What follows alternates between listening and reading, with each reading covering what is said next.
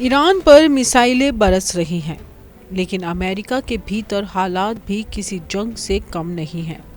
Super power इस समय एक साथ तीन बड़े प्राकृतिक संकटों से जूझ रहा है। पूर्वी अमेरिका में कनाडा के जंगलों से उठता धुआं आसमान पर छा गया है।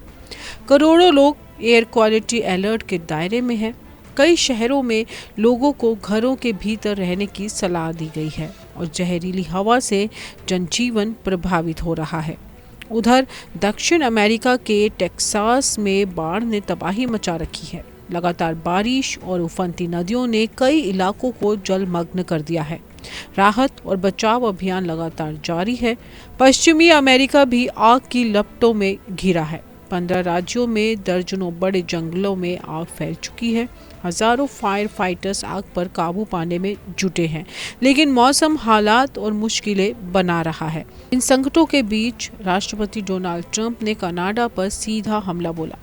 ट्रंप का आरोप है कि कनाडा अपने जंगलों का सही प्रबंधन नहीं कर रहा है, जिसकी वजह से धुआं अमेरिका तक पहुंच रहा है। इतना ही नहीं, उन्होंने कनाडा पर अतिरिक्त टैरिफ लगाने की चेतावनी भी दी है।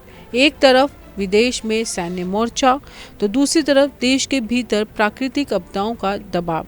ऐसे में ट्रंप प्रशासन पर सवाल उठ रहे हैं कि प्राथमिकता ईरान है या फिर अपने नागरिकों की सुरक्षा। धुएं से घुटती हवा, बाढ़ में डूबती सड़कें, आग में जलते जंगल और ऊपर से सियासी तनातनी। अमेरिका इस वक्त ऐसे संकट से गुजर रहा है जहां प्राकृतिक आपदाएं और राजनीतिक बयानबाजी साथ साथ चल रही है। अब नज़र इस बात पर है कि ट्रंप प्रशासन पहले अपने घर की आग बुझाएगा या बाहरी मोर्चे पर ही ताकत दिखाता रहेगा। सुपर पावर अमेरिका आज 3 मोर्चों पर घिरा दिखाई दे रहा है। पूर्व में धुआं, दक्षिण में बाढ़ और पश्चिम में आग।